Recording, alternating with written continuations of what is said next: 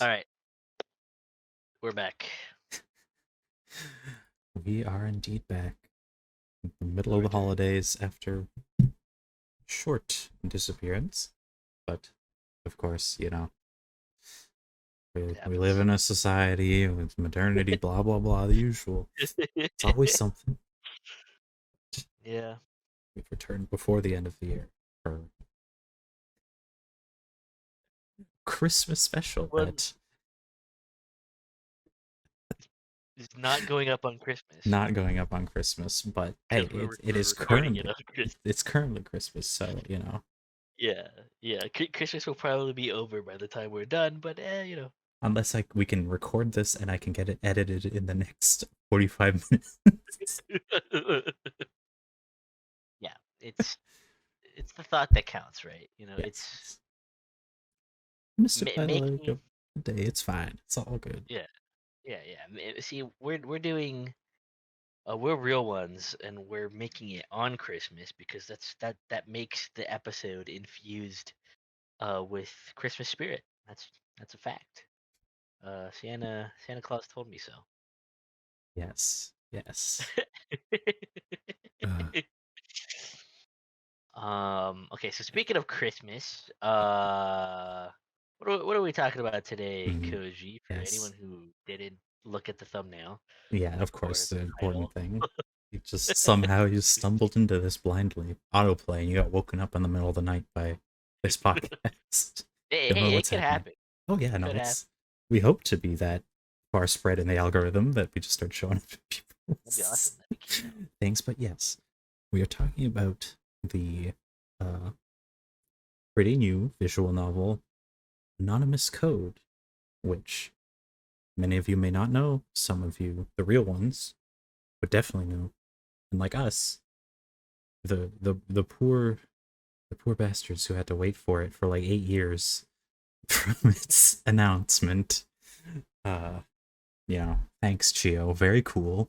Uh, but we finally Well, got well, it. first of all, for any boomers in the audience, we gotta explain what a visual Oh novel yeah, I even gotta is. establish that.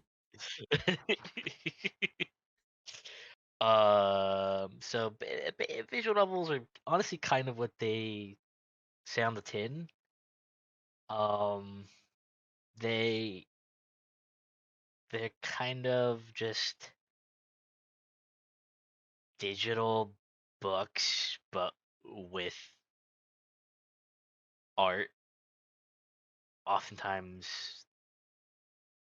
um voice acting, music, um, the whole shebang. Um, Scenes kind of play out with different art and character sprites. And you can make choices. That's pretty much Yes, that's pretty much visual novels are technically video games, I guess, but like there's not much like gameplay. You just kind of make a choice, and exactly. it's Yeah. they're a lot like choose your own adventure books where it's like, oh hey, pick this choice and you get this ending and so on and so forth. Yes, but unlike a lot of them, the Anonymous Code is part of the Science Adventure series, which has a pretty each each entry has a pretty unique mechanic as opposed to a lot of them where it's like dialogue options. That's what picks your branching stories. Yeah, The ones, you usually just choose from different options yeah, just they'll on put them screen. up on screen. Someone will ask something, or you'll just say your character. You'll make the character say something. But with Science Adventure series, they sure they sure change that up, and each game has a different mechanic that will send you on the branching story paths. And Anonymous Codes uses there's a lot to get into there.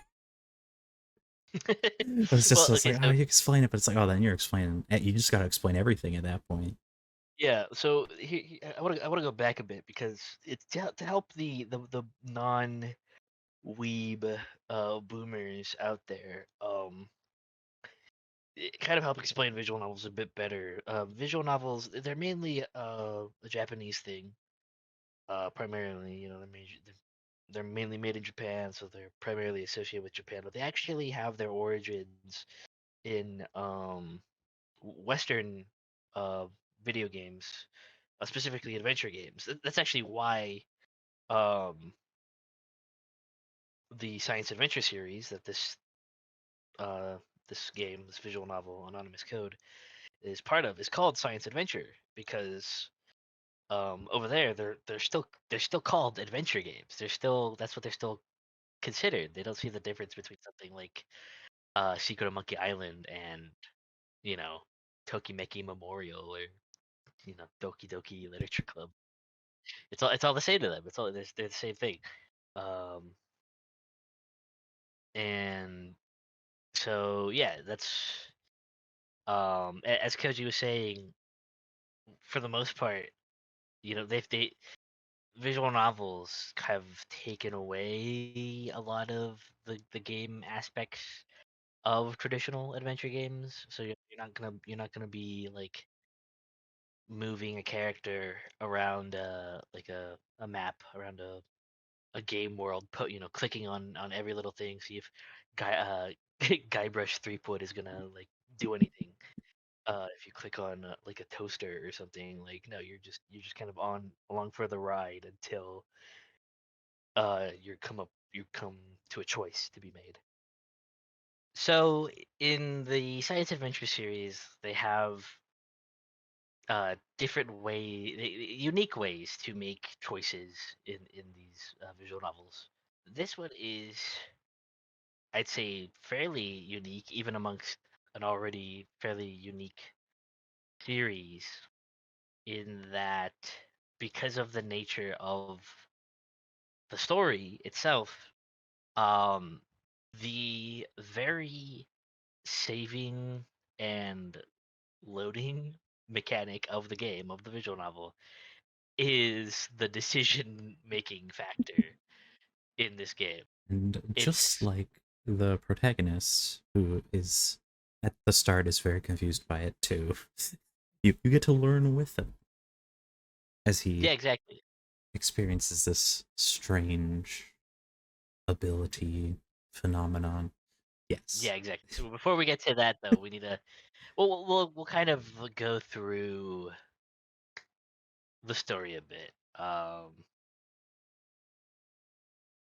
Probably we're not going to go into super detail. There's probably, if th- if there isn't already other videos or whatever, uh,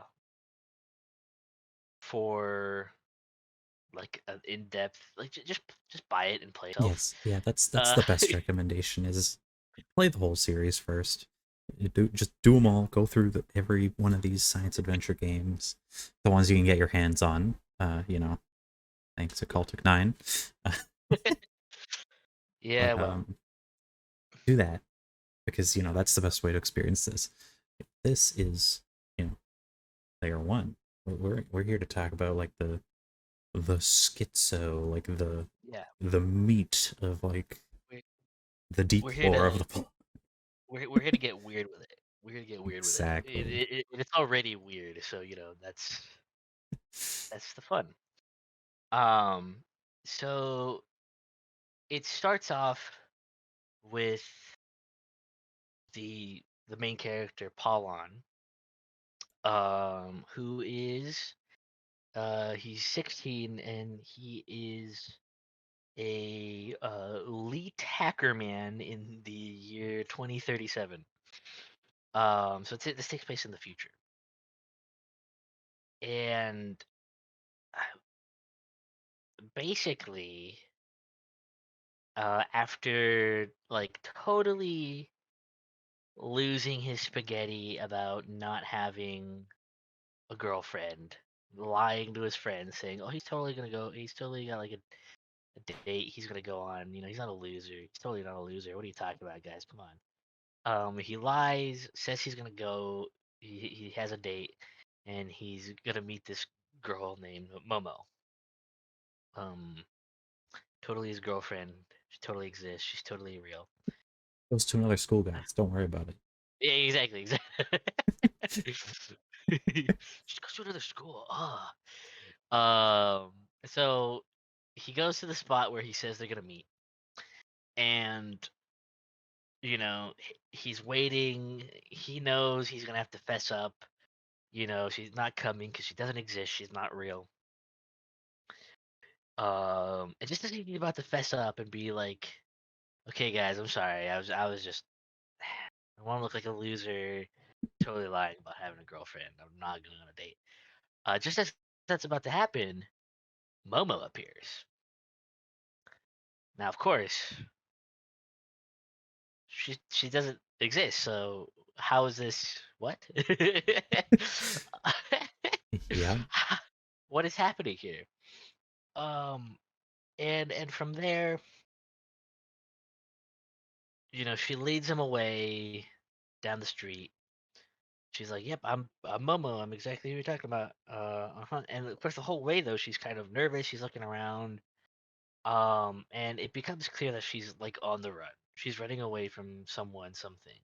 Bunch of military guys appear, rough up the main character a bit, and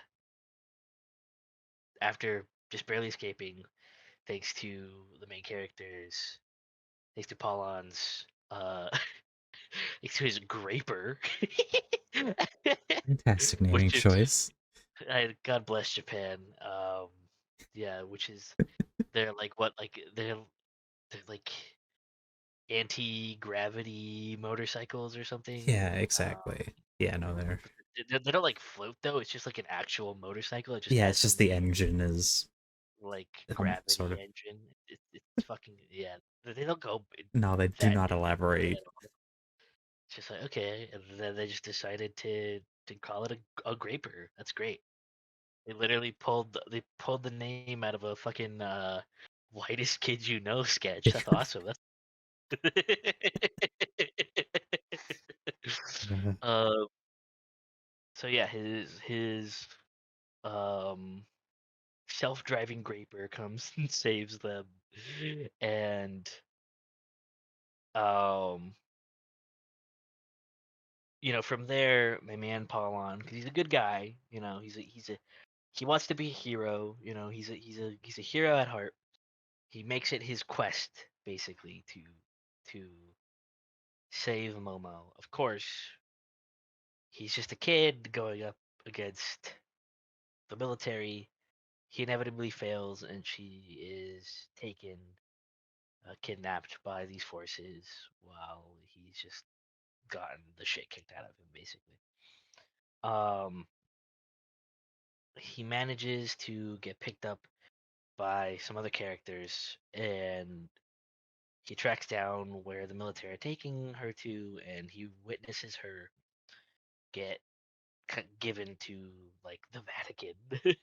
There's like a yes. Vatican plane there waiting for them, and he's like, "Huh?"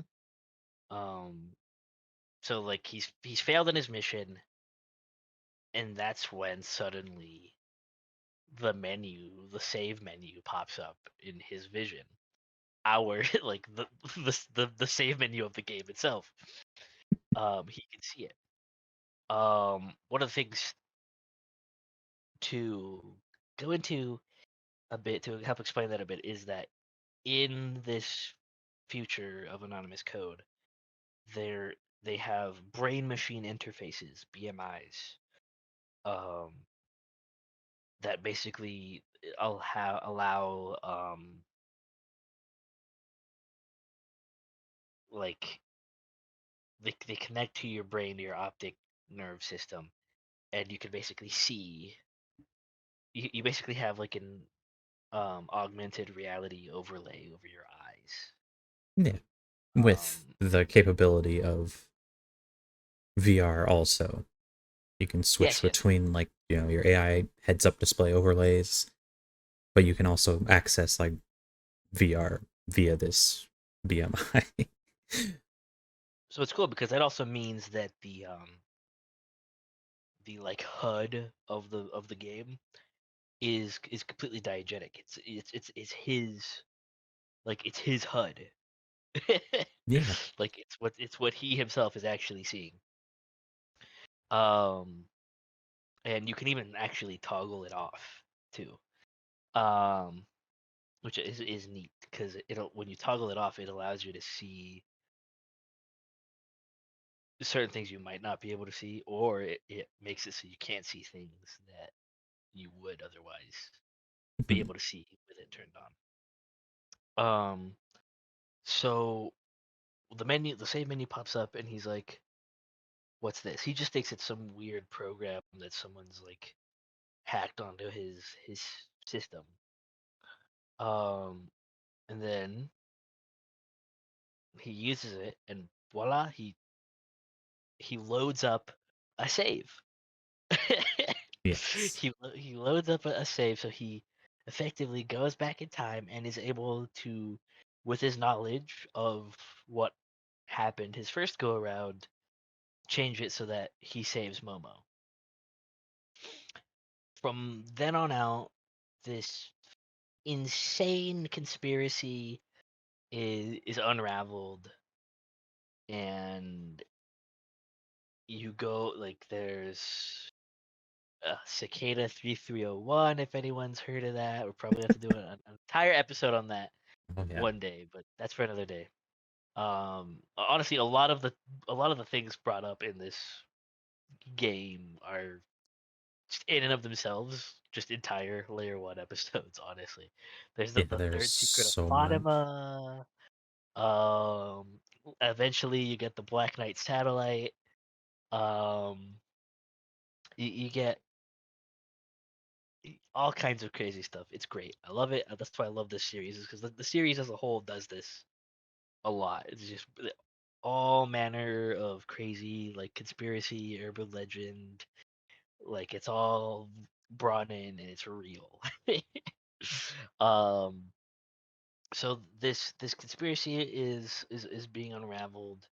Um, you find out Momo's on the run from the Vatican. Um, because she wants to her goal is to save the world.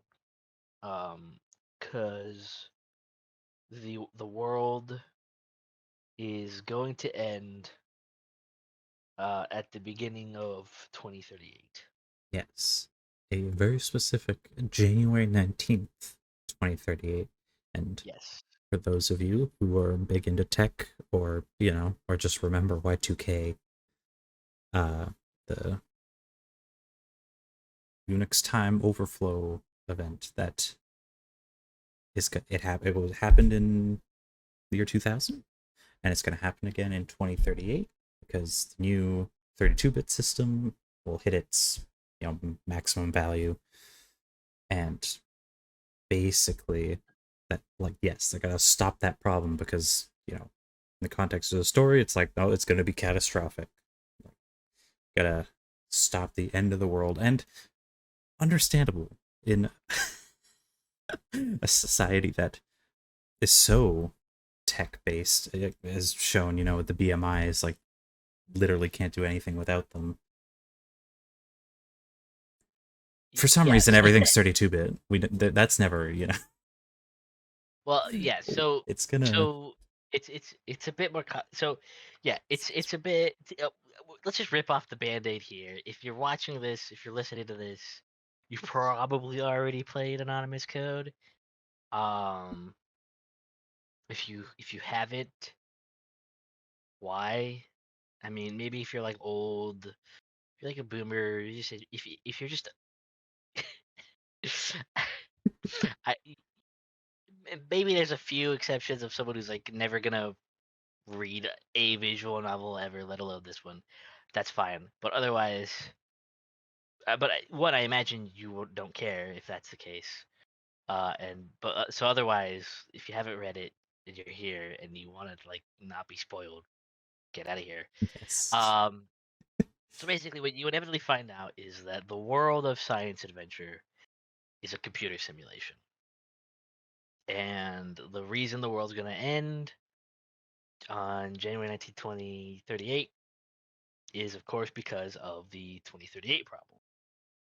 Um, you find out, of course. So how it works is anyone who knows about this knows that the year 2038 problem is a bit different from the Y2K problem. Um, the Y2K was a bit more easily solved. Or it was more easily solved because it was just like um you just had to you know it's not something that was part of the hardware is the best way I can put it in like in layman speak. The year 2038 problem is something that is like a hard limit of 32-bit hardware. Um, and so the only way we've been able to solve it in reality is by replacing 32-bit systems with 64-bit, because those won't face a problem like that for like several billion years. So we're good. We're good. Um, Now, of course, the story actually doesn't address head on why this would be a problem in 2037. Um, it offers the explanation that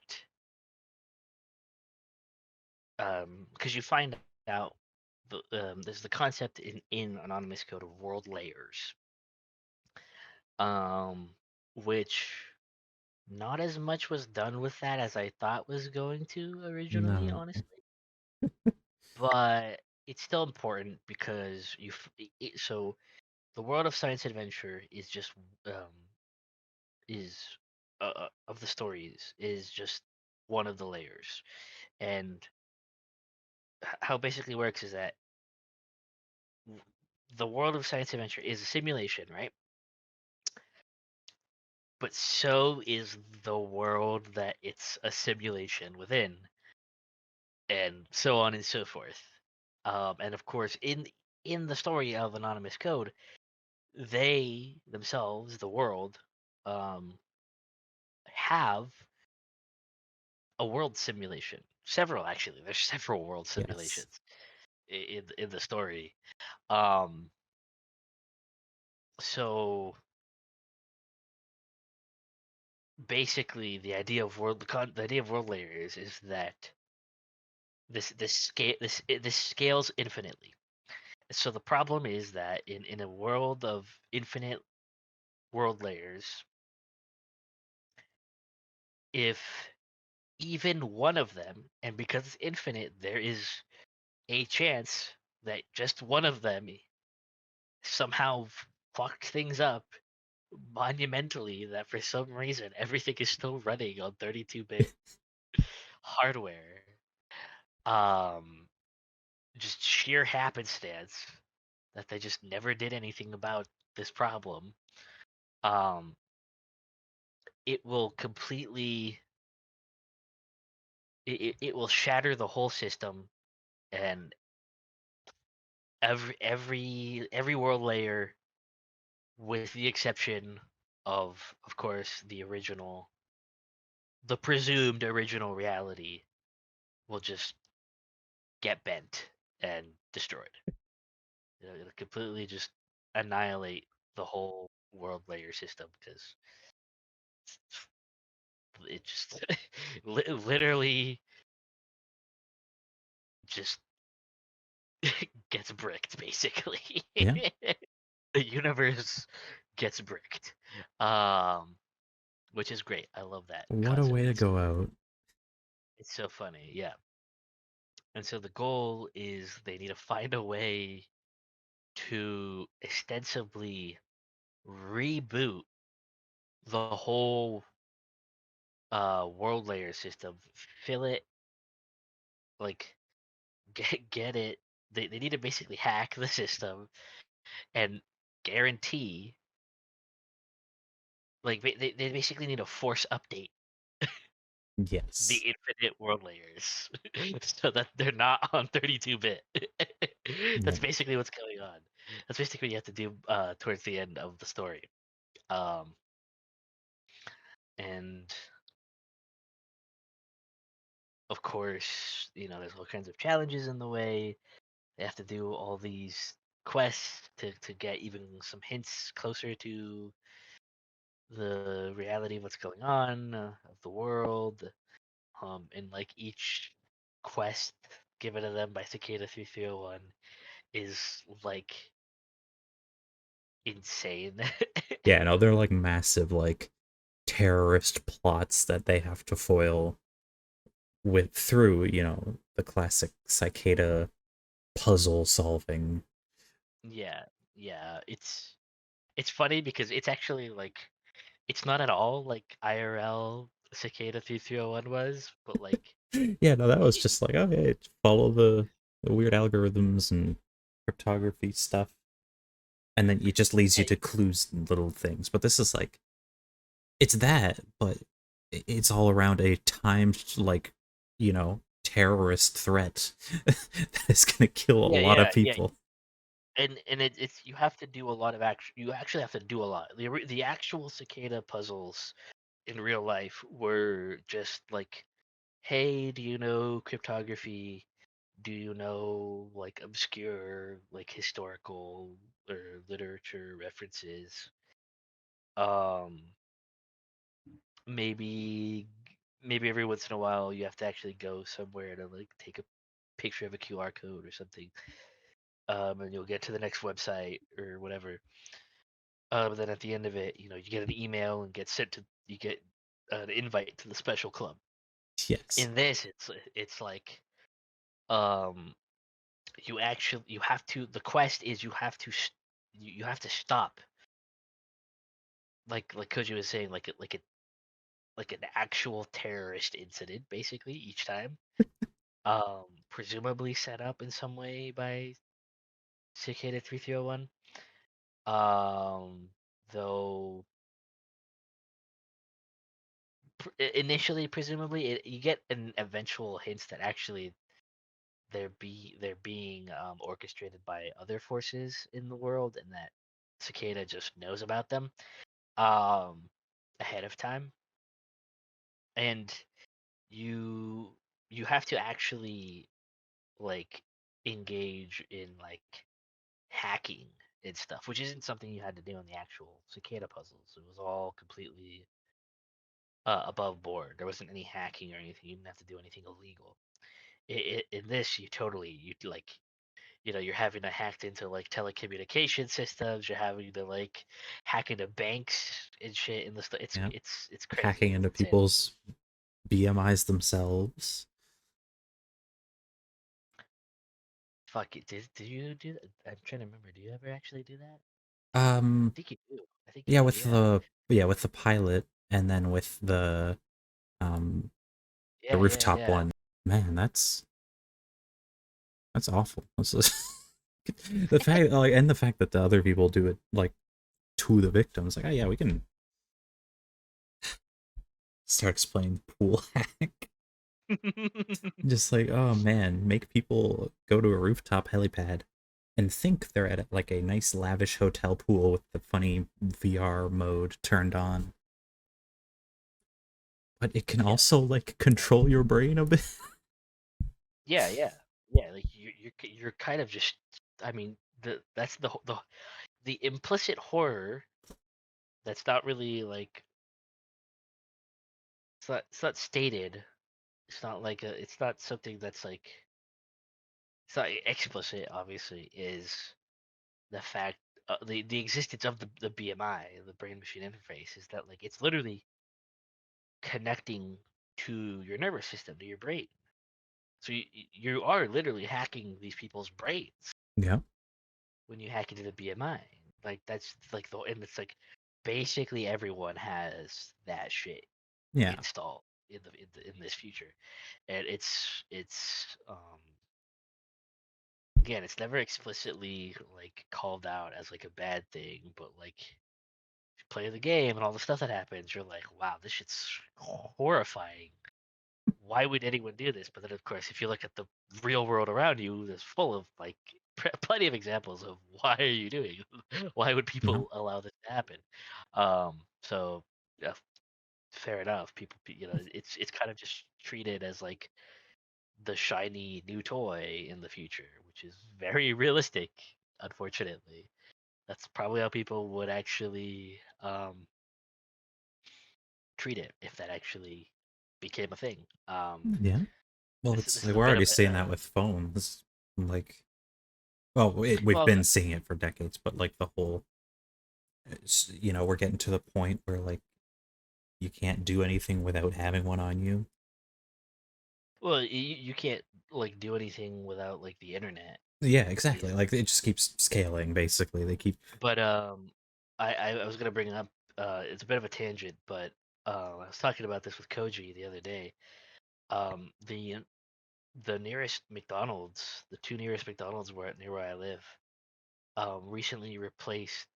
You know how you go up to the drive-through, yeah, and you talk to like someone on the other side, and they take your order. They replaced that with like an AI system, where like an AI voice talks to you, asks your order, um, you know, and jots it down. Um, and I was talking to him about this because I mean, when because I went with to McDonald's with my family the other day, and it was so jarring for me, but like for everyone else, for my family, it was just like, even though this was like a completely like new thing, it was completely crazy. Like just you know, if not too long ago, that would have been a completely like sci-fi concept. AI taking your order at McDonald's is now just reality. It didn't even elicit like a blink. It was just like, yeah, that makes, yeah. It was just completely accepted. Even when it like constantly like screwed up our order, and you had to go through like a whole like step by step like process to like remove the screw ups. It was still just like, just what it is. That's just, oh cool, the new thing, the Yeah, latest thing.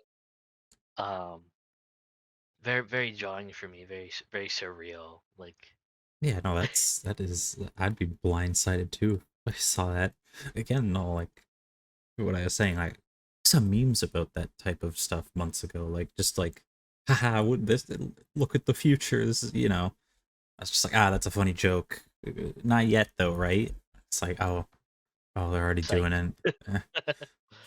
You get to speak to Ronald McDonald himself and ask for your order. Put some poor Yeah, 16-year-old out of a job. yeah. And it's like, can you replace it with something that just like sucks too by comparison? Like, Yeah, it's just a whole. It's we live in a we society. really do. The the industrial revolution and its consequences, man. Um, Jeez. Can you even that's still on that minor tangent. Can you even like consent to interact with it?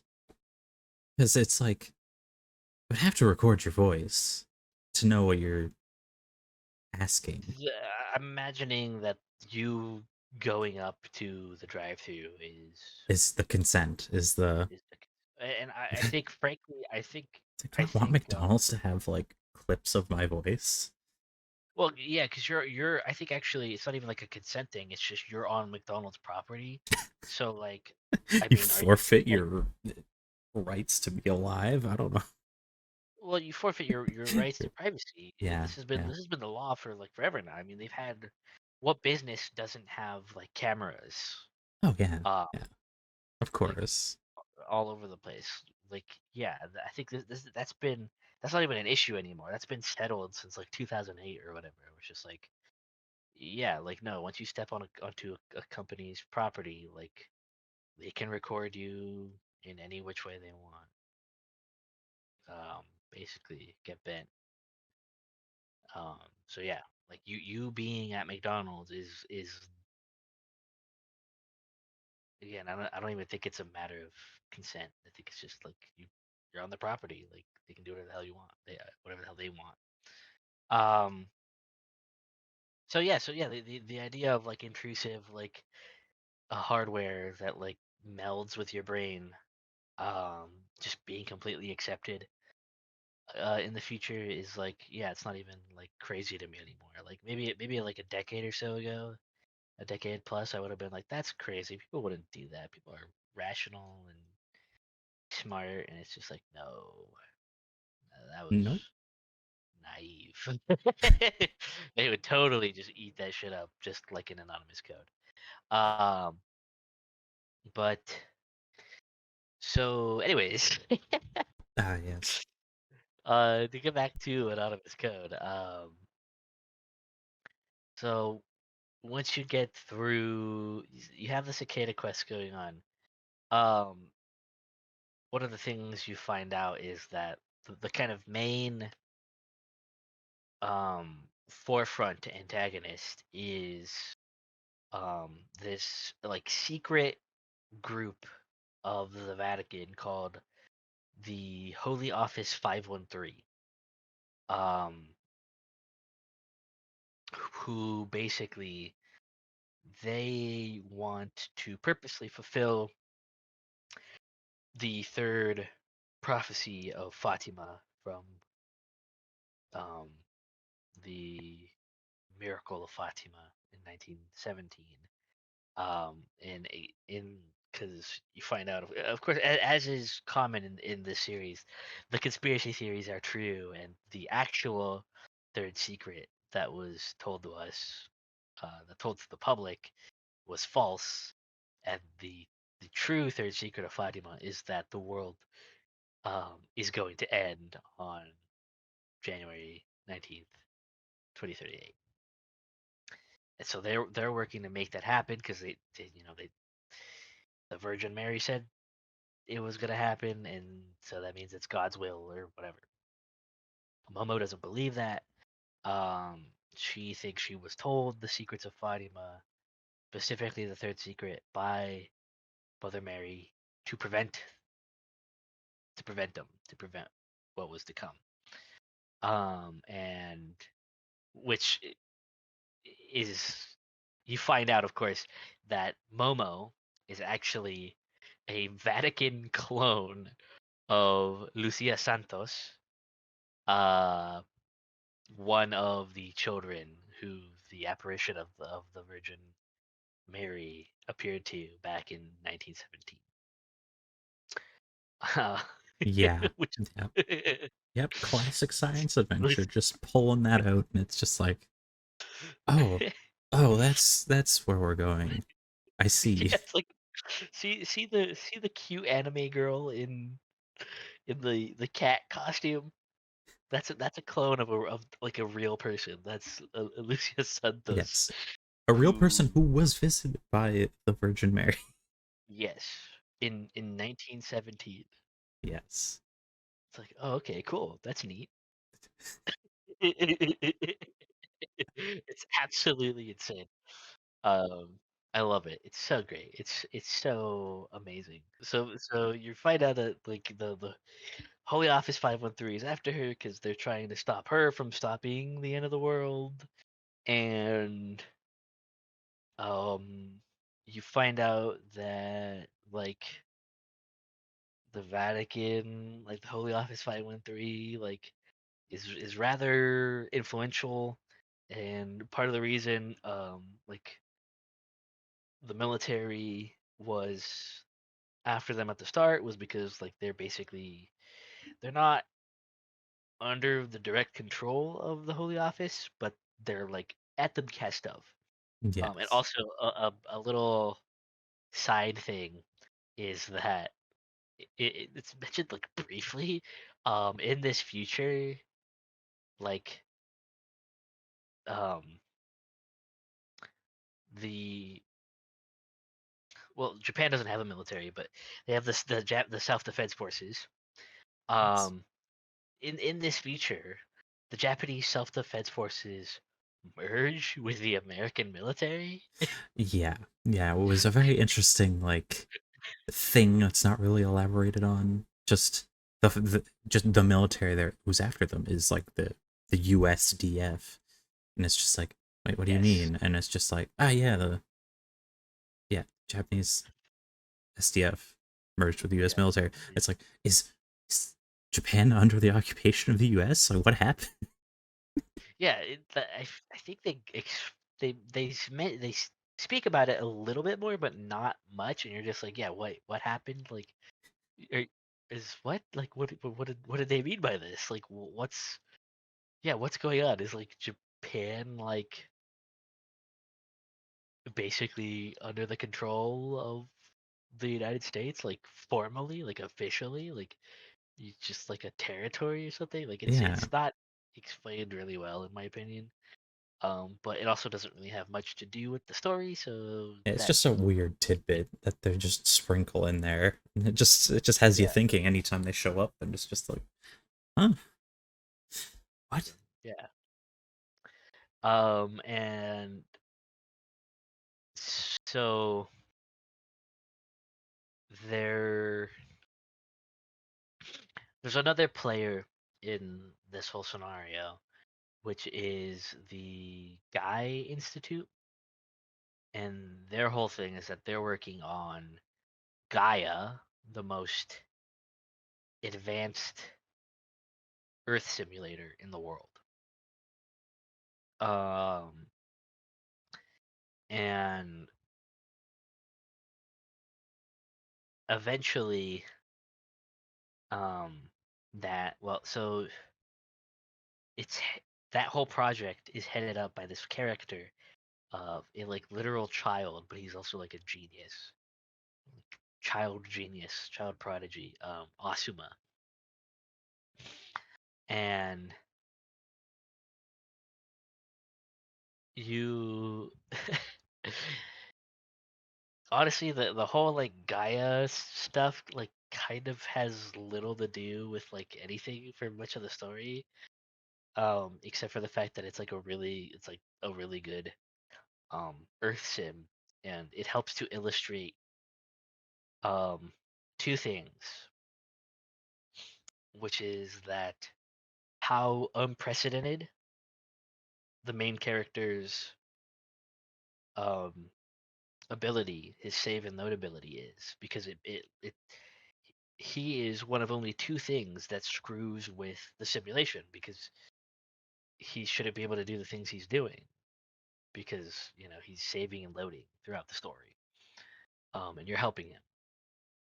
And then of course, secondly, that Momo is kind of more than just a clone, because she's not in the simulations like at all. Like Paulon at least exists in the simulations. Momo isn't there at all. Like she's not supposed to be there. Like in the world. Um, and so eventually you find out that she is a clone, but in the sense that originally um what the Vatican was doing is that they only cloned the brains of the three children who witnessed them, who had the apparition of the Virgin Mary appear to them, because they want to harvest what was it called? I think they just called it factor. Yeah, yeah, they just called it factor. Yeah, you find out that in the world of science adventure of anonymous code, there is like like a miracle factor. Like some people um like miracles are one a like scientifically proven thing that exists. Um and like some people like have in their brains that it doesn't explain the factor, but it's just they just have this factor in them that like makes them miracle magnets basically. And so one, you find out that they use this knowledge, the Vatican, to give their agents they basically like min max like the brains of people with factors to give their agents um like superpowers, basically. Yes, which they refer to as miracles, of course. Yeah. Um, but secondly, what ends up what you end up learning is that Momo, what was indicated by Gaia is true. Momo wasn't supposed to exist in the world. She was just supposed to be an artificial brain that kind of like is used to harvest um miracle juice, basically. Yes. um But unfortunately for their plans, that funny little brain decided to incarnate into a person. yeah, just decided to grow a whole ass body and consciousness and everything. And you're just like, wait, what the okay, awesome, that's cool. And thus Momo was born. Yes. Um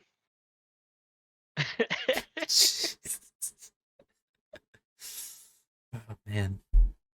oh, yeah, and of course eventually you find out that Momo is ostensibly like a plant from another world layer. In the like she that miracle that allowed her to incarnate into a living human body was someone in a higher level did that, Yes. like um because it was calculated that the layer that the story takes place in is the one that had the highest chance of success of solving the year 2038 problem. um of course this creates a problem for the cast, because if they solve the problem and reset all the world layers, this would delete her from existence entirely because she's not supposed to be there in the first place. She was just made. She was like a, a creation of a higher world layer solely to help solve the year 2038 problem, and that's it. That's your sole purpose. In the true ending, you get Paulon to basically chat up and go, nah, I'm not gonna accept that. I'm not gonna let my girl get deleted. That's not happening, dog. If I could save the world, I can save my girl Momo too. The Chad, like it's not over till it's over. Where it's not good enough just saving the world. I gotta get my girl too. And so in the true ending, it's it's so great. It's so amazing. Um, you you go back to the very beginning of the game, and you don't see all of it because you'd have it'd be the whole course of the story all over again, basically. So it kind of just skips through it, but you go back to the first beginning of the game, and Paulon, with because he has all the knowledge of the whole of everything that's going to happen now, he just like he uses that knowledge and just relives the whole like several months and just gets everything perfect because he remembers everything. He knows exactly what to do now. He's already, gone through all those scenarios several times in several different paths that don't exist anymore.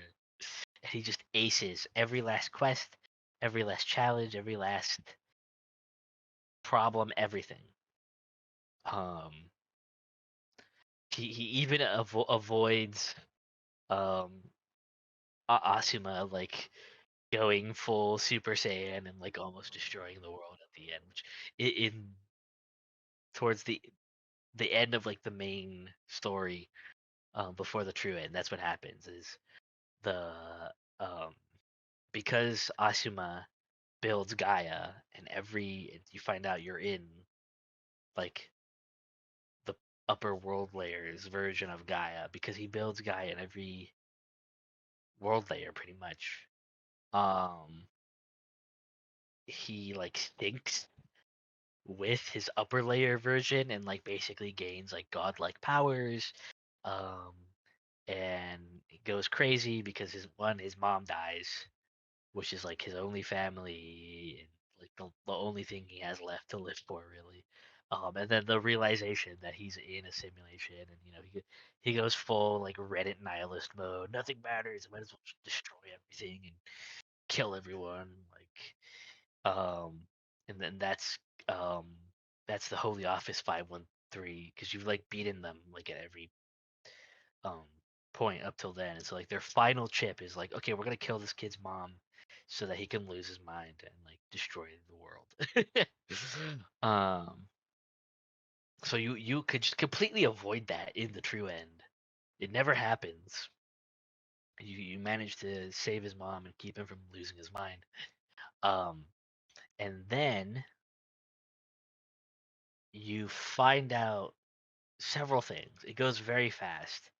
So you learn from you meet Cicada 3301, the legendary in-universe hacker, um, Kent, uh, absolute godly hacker. He's amazing.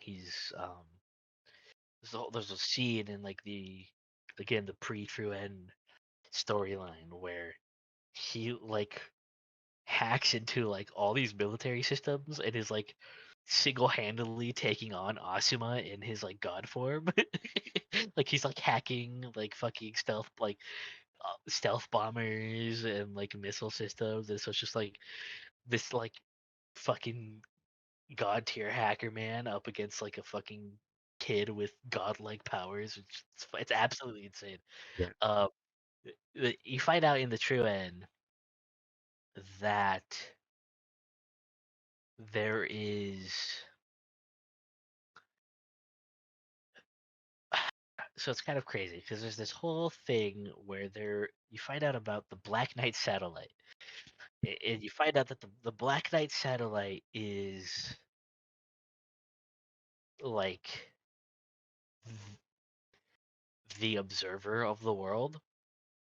You you find out that the Black Knight satellite is the method through which we, the players, observe their reality. It's absolutely insane. Yes. Um, because again, this whole time Paulon's been seeing out like the save menu of the game itself, and like he'll like talk to you throughout the game, and you can pull up the save menu for him at certain points through the game to kind of help. Like that's how you like, decide is like at a key moment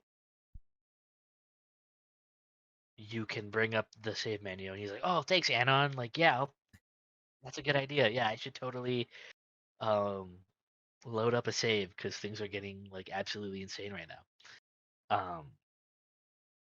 And so Cat knows about the Black Knight satellite. Don't know how. You also find out from him that like so did like Nikola Tesla. And you're just like, okay, that's just a random Yeah, thing. I mean, it's it's not a just random thing because Nikola Tesla's a part of another entry of the series, Cultic yes. 9, but that's for another time. Um, and so y- the, the how does it work? They need to go. They have to find. They need to like get Paulon to enter what's called the load region, which is the load region is basically um I mean because the world is a computer simulation, like the whole thing isn't like rendered in its entirety. So the load region is where things aren't rendered, and um that's where the Black Knight satellite like truly resides.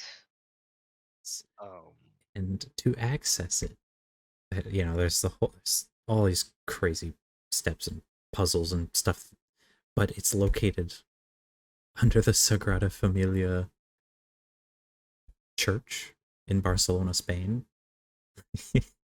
yeah. Yeah, Like there's so many layers to it. yeah, because apparently its main designer and architect Antoni Gaudi was aware of the Black Knight satellite and the node region and all this other shit. And so he built in it like a way to be able to contact the Black Knight satellite. Um and so before that they like copy Momo's um like um memories digitally.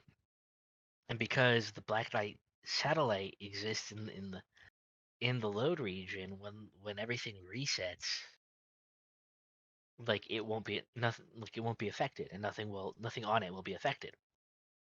So they create this like crazy, like they basically like abuse the fact that the world is a simulation to like briefly create like this infinite energy thing to get it combined with some like weird like artifact they find in the Sagrada Familia that helps him like enter the load region. And it's great. I love that scene so much because when he enters the load region, he's like, "Oh, hey, so that's what you look like. Hi." Like he's talking to you. Like Yes. he can see you. Um the player. It's so great. He's like, "Okay, look, I only have because it's he's limited on how long he can stay there. So that's he's like, okay, I only have so much time. You've been a big help. Thank you so much for giving me the save and load power." You find out the implication is that the Black Knight satellite, through observing the main characters of each game, is what gives them each their unique abilities. So Paulin can save and load because we're watching him through the game. We're watching him through the Black Knight satellite. And the implication is that the unique abilities of each main character is it's the same deal basically. Like that's why they're special is because Yeah. we're observing them, and the Black Knight satellite bestows them the abilities they need um to save the day basically. Yeah. It sure put a lot of scenes in a lot of the other entries Yeah, into perspective. it completely it like recontextualizes a lot of the previous entries. Which I hear some people hate. It's kind of understandable. But I like it. Yeah. I think it's fun. I think it's great. It's like, oh, that's because it it makes sense, and it makes sense in a way that it makes it so that like it makes their abilities make sense now, and in a way that like doesn't suck. Yes, exactly. In a way, it's not like it's just like, oh, why are they special? It's like, well, because we the audience chose them to be the protagonist, basically. Yeah. Yeah. Which is great. I love that. I love that. It makes it takes something that like in any other scenario, why are they special? Well, they're because the protagonist, duh, and it like makes it like really great in my opinion. Yeah. No, it is. It's really good, and explains a lot more. It's like, oh, sometimes things cause more questions than answer, but that it's like, wait, no, that answers quite a bit actually. That Yeah, this for the most part just answers questions. It doesn't. It opens up like one or two questions, but unlike most of the series where when you get an answer, you get like several more questions. This one, you get several questions answered and only like a few more questions opened. But like it's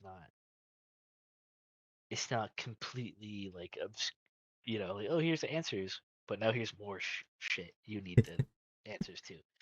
Um, and so Paulon, he sees you. He hacks into the Black Knight. He's like, all right, dude.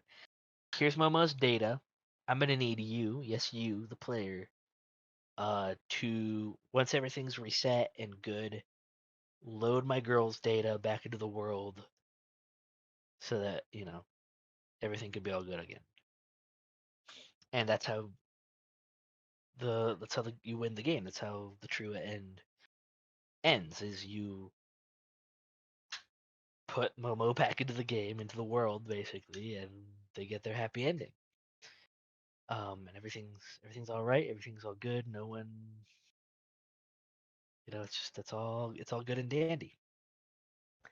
And so now that we're done with that, I think if anyone who saw our previous episode or listened to our previous episode on Philip K. Dick, uh, if you haven't, you should Go go do it listen, go now. watch now, right now. Right now, just pause this episode. Go watch that entire one. Come back.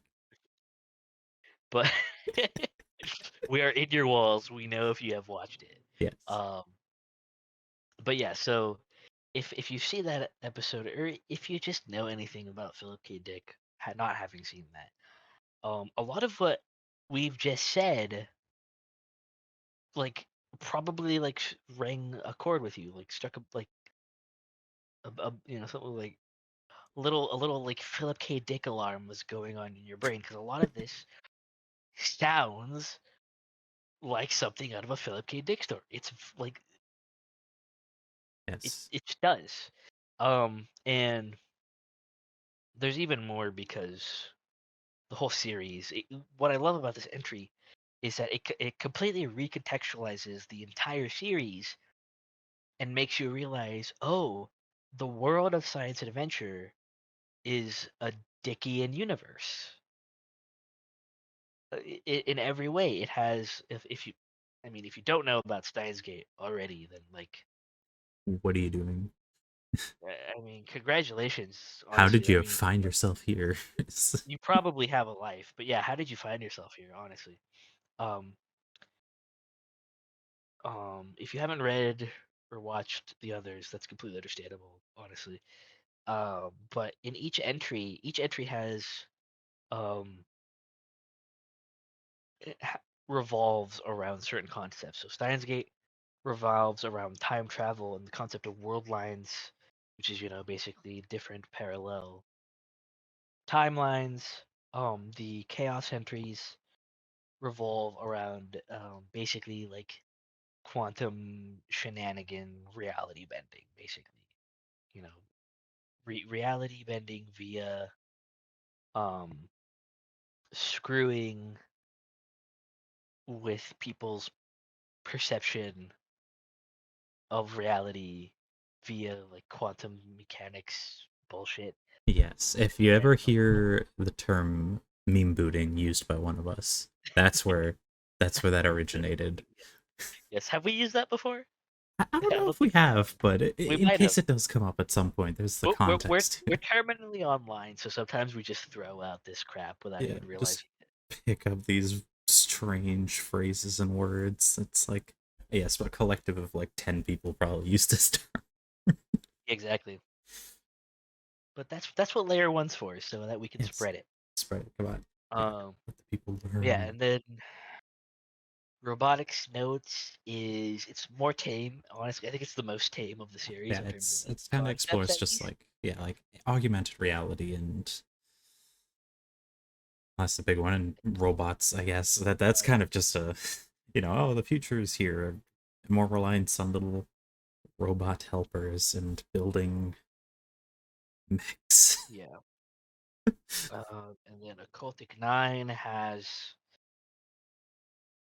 spirits, Ghosts, ghosts, spooky ghosts. like scientifically proven. But then there's also like astral projecting and um, what's it called? Psychometry, right? What Asuna does, Oh where yes, yes, she can like touch stuff and see like its history, basically. yeah, yeah. Like each of the series, like, Very oh well, not each series. Anyway, Occultic 9. Each of the character has like a unique little uh, quirk to. Well, a few of them, because we let's have say not all of them. not all, but there's a character who can see the future.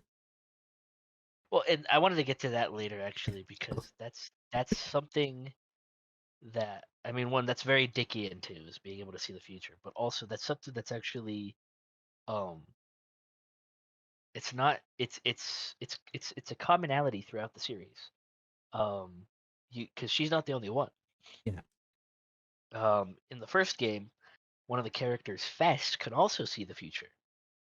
And then in Anonymous Code, there are moments where Momo gets glimpses of the future. Um, and so I want to come back to that later Mm. because I think that's actually really important. And I think there's a reason why it's something that isn't unique to just one of the stories, like a lot of the abilities are. It's something that is spread throughout it. There's several characters who have that ability, even though um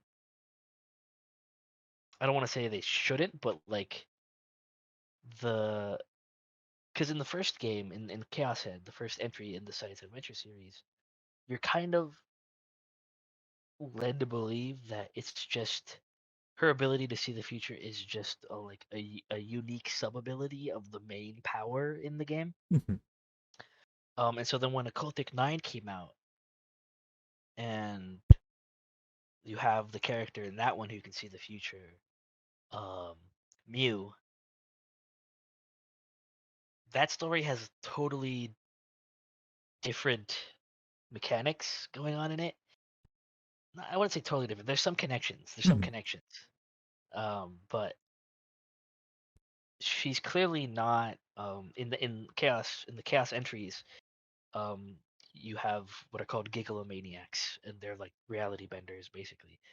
Um, and again, you're kind of led to believe that her Fess's ability in the first game is a product of gigalomania, but Mew clearly is not a gigalomaniac. No. But yet she can still somehow see the future.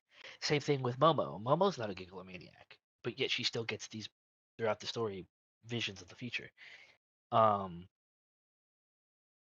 so I think it's interesting. But going back to Occultic 9, a lot I think it has the widest range of abilities in the series without having it all be explained by one greater ability, Mm. Yeah. aka Gigalomania, like in the Chaos entries. Like, because you have one of the characters again, he astrally projects. You have Mew who can see the future. You have Asuna who has psychometry. Um, my nose. Gosh, I don't know what happened. Um, what else is there? Um. I think that's it, really. Well, whatever the umbrella lady does, because Oh, she knows something. yeah, but she's also never explained in the Yes. only material that's come to the West Yeah. It's and been so translated. so So man.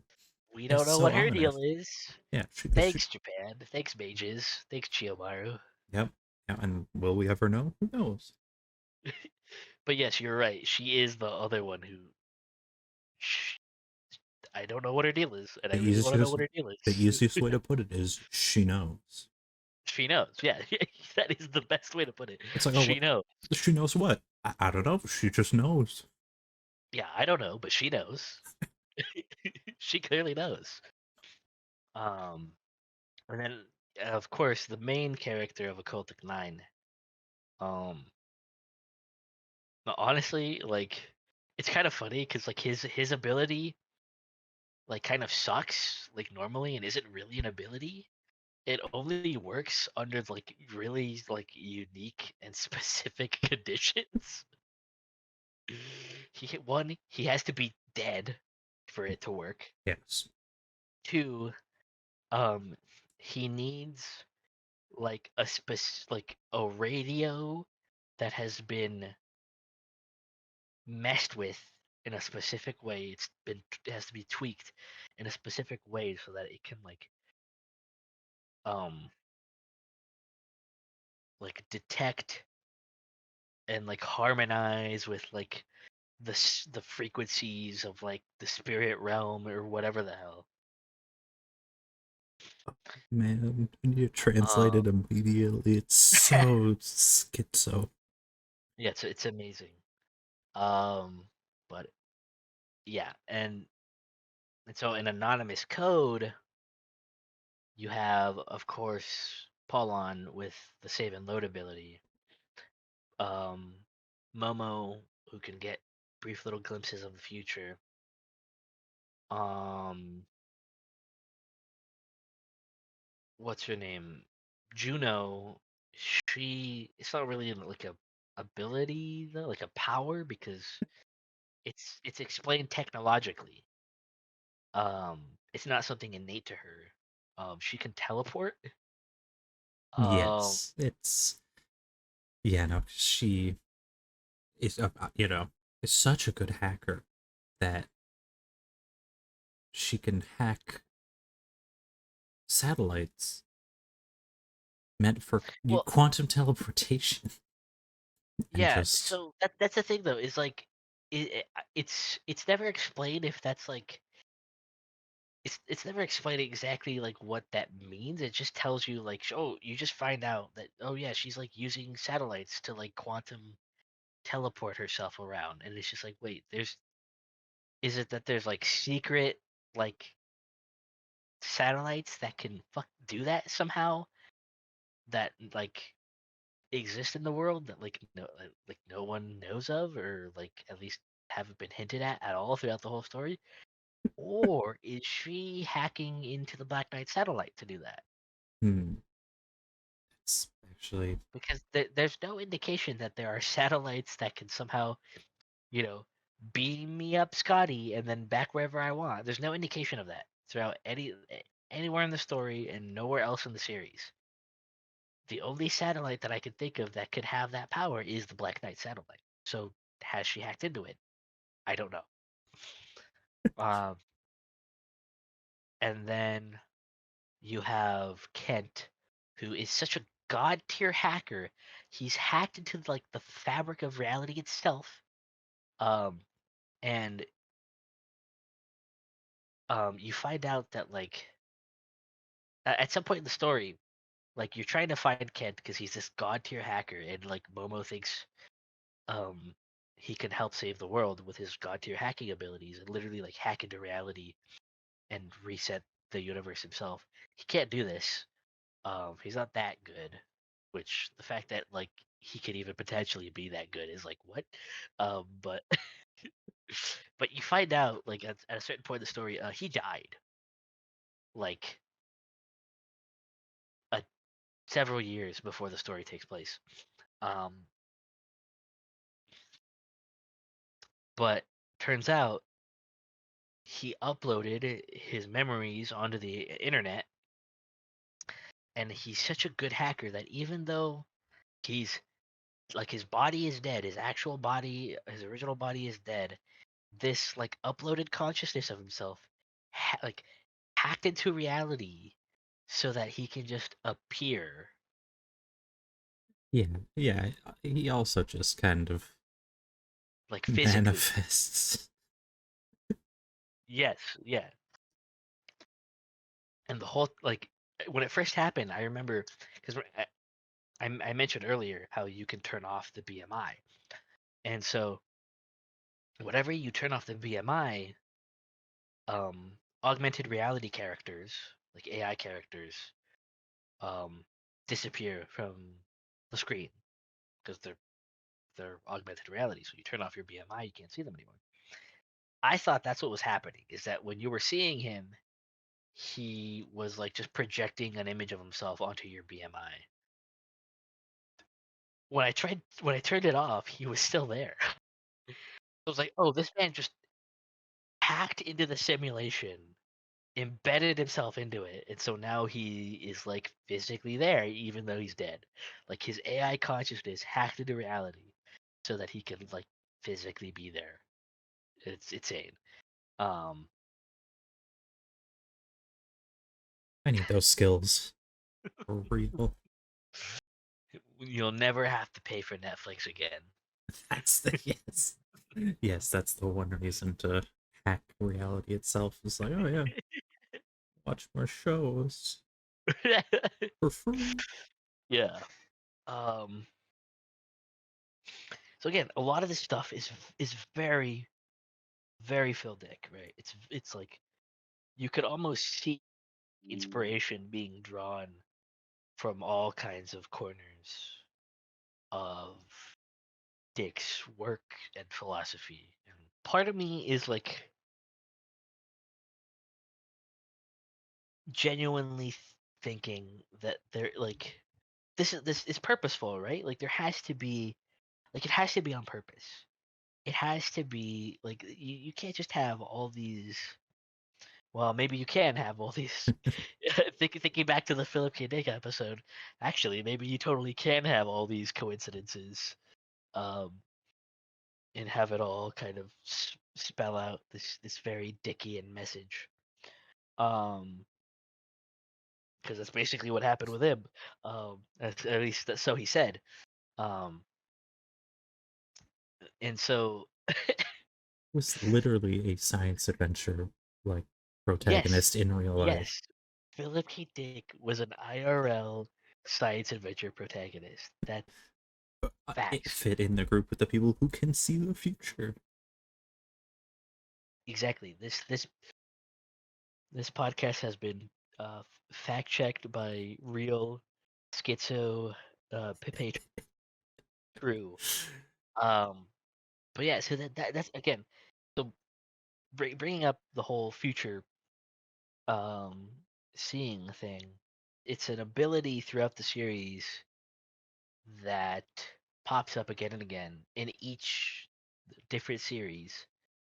Well, not each different series, but almost every different entry, every different sub series of the main series. Um, and it's one of those things where the events of Anonymous Code kind of help to recontextualize the previous instances of that because it's in Anonymous Code. It's never outright said or even like explained really, like officially, but it's kind of hinted at that Momo's getting those brief flashes of the future is something we, and by we I mean the Black Knight satellite, is bestowing upon her, helping her out basically, beaming those visions into her head basically. And so what this kind of retroactively implies is that perhaps this is the case with Mew in Occultic 9 and Fess in Chaos Head too. That this those instances of those characters being able to see the future is the direct influence and intervention of the Black Knight satellite, us, this kind of greater power in their universe, um, explicitly trying to help the characters get to the best end um, in the story in the game. Because the much like in Anonymous Code, though again, the visions that they get, the futures they see, what they see, are and kind of a big part of the narratives, right? Not in like a super big and obvious way, but in a very kind of subtle, like they help um they help kind of lead not just the main characters, but the main like the whole casts of each entry that they're in um get to that desired end. Um they they're very kind of subtly pivotal parts of the plot. Um and once you kind of realize that like I mean a lot of it makes sense. especially Chaos Head when you because I'm myself right I'm I've been in the middle of going through the updated re-release that just finally came out after like a decade plus of not having been translated or being available anywhere in the West. Just came out last year on Steam. Um, so I finally got that, and I've been going through it after having played a English fan patch of the original PC release with only like 3 routes. The new one has um like 9 Yeah, I think it's routes. not. Yeah, it update. Yeah, there's a whole lot of added to it. It's great. It's like a director's cut basically. Um, and so going through it again after having played the original version, again like a decade plus ago, the character Fess, she's kind of made out to be like crazy. And she kind of is honestly, but like she goes on talking about like the Great Will and like all this crazy stuff. Um, and you get to anonymous code and you're just like, oh, she's right. There is this greater will that's like almost certainly what's giving her these visions of the future, what's like letting her know the future. Um, and I think it's interesting that she calls the main characters who are supposed to like save the day, who are like prophesized by the she says like prophesied by the great will to stop the plot of the main antagonist. That she refers to them as the Demon King Gladio. Yeah, Um, she's got quite the flair added to her prophesizing, unlike the other instances where it's just direct, they see vision. yes, Yes, this is going to happen. No, she's very like, yeah, poetic about it. yes. You kind of realize later that she's totally right about the Great Will. It's real. That's just true. She was probably legitimately getting these like future visions like beamed into her brain. Um, and again, I found it interesting that uh, the she calls the cast, the main cast, who are supposed to save the day from the Demon King Gladio, the Black Knights. That's like the name she gives the group. That's like that's what the Greater Will says they're called. They're the Black Knights of Gladio who are supposed to defeat Gladio. Um, which then of course you get to Anonymous Code, the Black Knight Satellite. You're just like, Wait a what is? second, what do they mean? Yes, yes. What did they mean by this? The eternal question, here on Layer One. Again, we don't have the visual novel of Occultic 9 released over here, but from what I remember from the light novels and the anime, um, it's more like in Muse visions are again more like Momo's in Anonymous Code, except Momo only ever got visions of the immediate future, and she couldn't control them.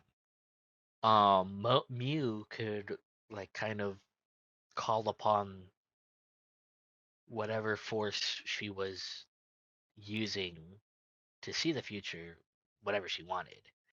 And she could also um, she couldn't control how far into the future she saw, but she could control whose future specifically she saw. Yeah, Which was a bit interesting. She definitely, I think, out of all of the three future seers, um, she definitely had the most control over it. Um, and I think the interesting part is again, she always does this like little ritual every time she does it. And it's not like an established ritual. for seeing the future. It's something she made up herself, basically. Yeah. Yeah, and Um, because right. obviously in the context of the story, she's doing a little show about it. It's like, you know, a high schooler who's just like, yeah, be a Yeah, little like a little idol, and like I'll make it like, oh, a fortune telling hour type of thing. But yeah. she's She's like doing a actually for straight. real seeing the future, and to the people Yeah, watching, like our viewers and fans, just like, ah, yeah, sure. but the ritual isn't just for show. It kind of is for show. It is part of the draw. But even because when you watch the anime, even when she's like trying to help out the rest of the cast, she does the ritual anyway. Like she has to do the Yeah. ritual in order for it to work. She has these cards that she's drawn little doodles on, and she gives them different names from like different like um, magical traditions and like mythologies and stuff. But again, it's all very haphazard. She just kind of you get the sense that she kind of just picked whatever sounded cool. Yeah. Whatever sounded cool and like mystical. Um, but it works is the thing. Like every time she does it, it works. She's clearly like communing, I guess, with something.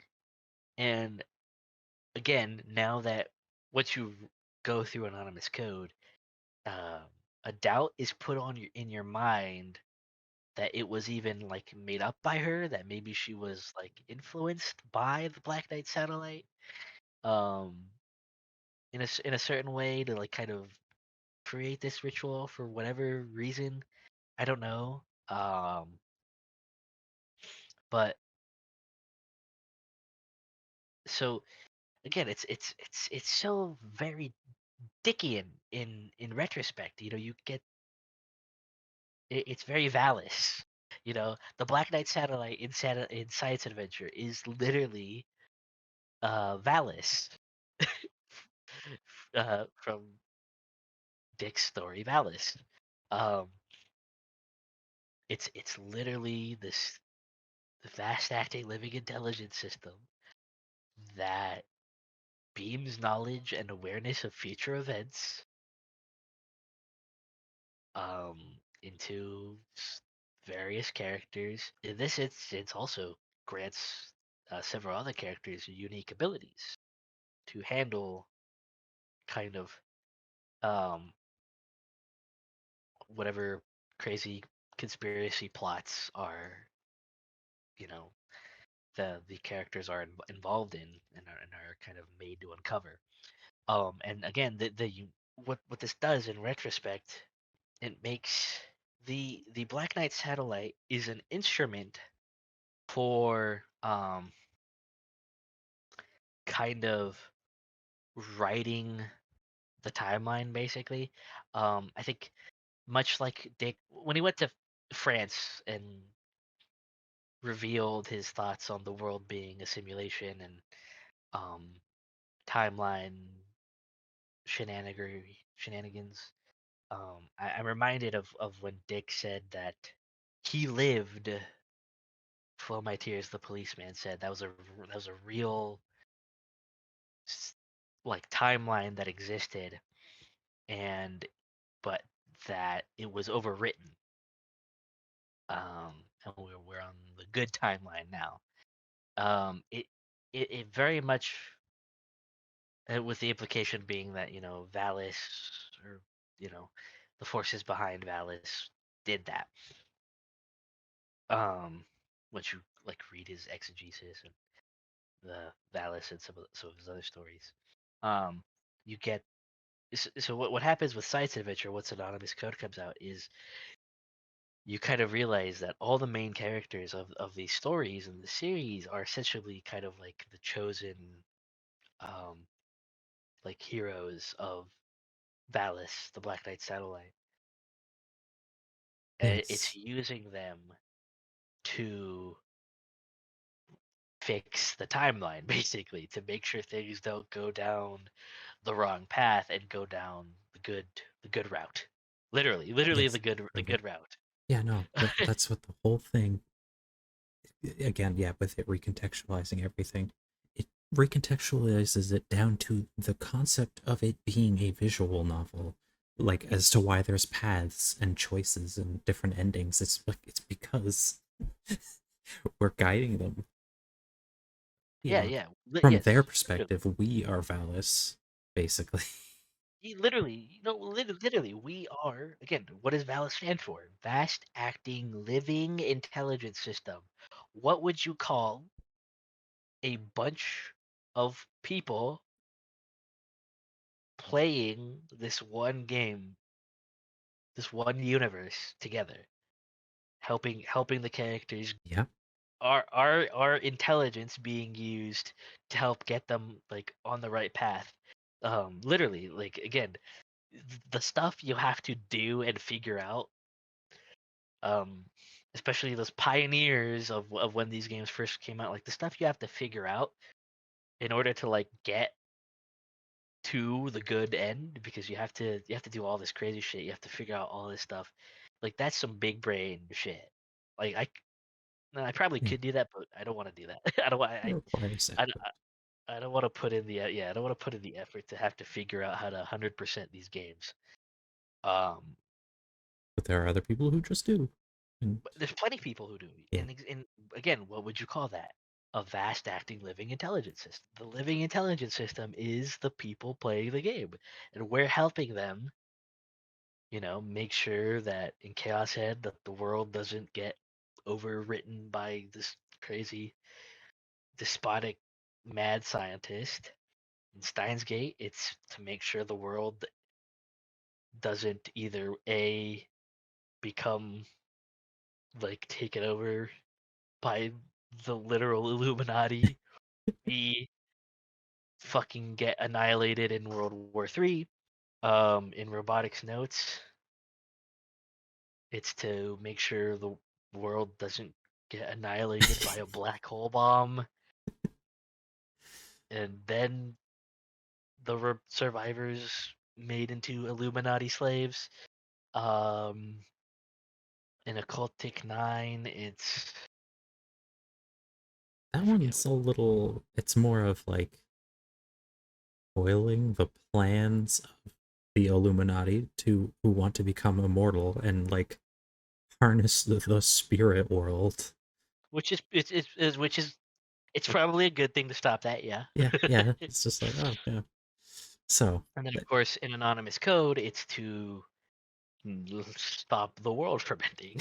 but yeah, they're always on the brink in that universe. Every couple of Yeah, years, it's just like, oh, but of course, I think if Dick were around today, he'd say, and I think he probably, I think, and I don't know if he did for sure, but I think he probably did at least hint that the same is true of our world, and that it's because of the influence of, you know, Valis, of um, whatever forces out there that can mess with, change, and overwrite the simulation, that we're not in, you know, Flow My Tears, the policeman said, or the man in the high castle, or, any of these potentialities.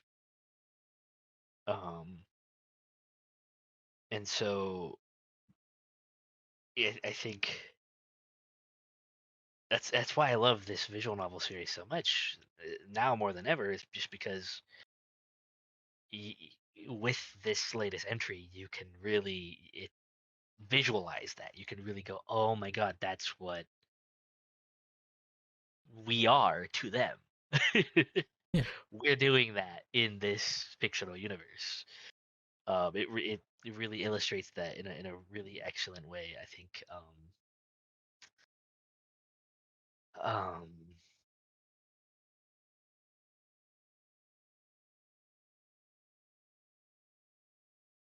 I'm thinking of the one of the opening songs for the Steins Gate visual novel is called Skyclad Observer. And Once again, it's well, yeah, recontextualized. yeah, exactly. When it first came out, it's kind of like metaphorical. And now that you know about the Black Knight satellite and its kind of purpose and um, role in the world, you're like, oh, it it's that's literally it's the Skyclad Observer. It's right there. It's literally it. So real. Yeah, exactly. Do think we've hit a pretty decent spot to pause for the moment, but we'll continue the conversation and just make a part two to this out of it. We'll probably put them up pretty much back to back since, we have so much to say on this topic, but we'll stop this one here and we'll get back to you in a moment with new continuation of this very fascinating topic. This has been Layer 1. See you soon.